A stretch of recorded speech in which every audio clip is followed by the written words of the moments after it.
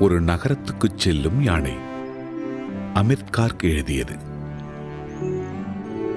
ஒரு மாநகரத்துக்கு நடுவில் ஒரு சிறிய மிருகக்காட்சி சாலை இருந்தது. அதில் ஒரு குட்டி யானை ஒன்று வசித்தது. அதன் பெயர் ரோசா. அந்த மிருகக்காட்சி சாலையின் காப்பாளர் குட்டி ரோசாவை மிகவும் விரும்பினார். அதை எல்லா வகையிலும் பத்திரமாக பார்த்து கொண்டார். நிறைய பார்வையாளர்கள் ரோசாவை பார்க்க வந்தனர். அதை கண்டுகளித்தனர். ஒரு டஜன் வாழைப்பழங்களை ஒன்றாய் அது சாப்பிடுவதைக் கண்டு ஈர்க்கப்பட்டனர். ரோசா நன்றாக கவனிக்கப்பட்டாலும் அது சக யானைகள் தன்னுடன் இல்லாததால் தவித்தது. ஒரு நாள் ரோசாவுக்கு உணவு கொடுத்த பிறகு அந்த காப்பாளர் அதனுடைய கூண்டை மூட மறந்துவிட்டார்.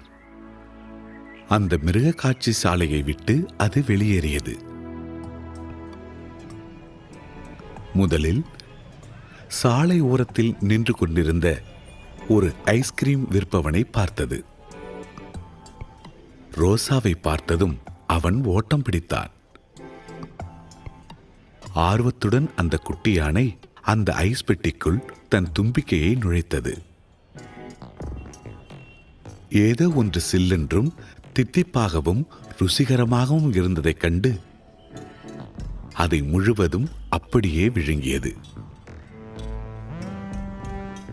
ரோசா சுற்றி கொண்டிருந்த போது அதன் கண்கள் மட்டும் எதையோ யாரையோ தேடிக்கொண்டிருந்தது. கடைசியில்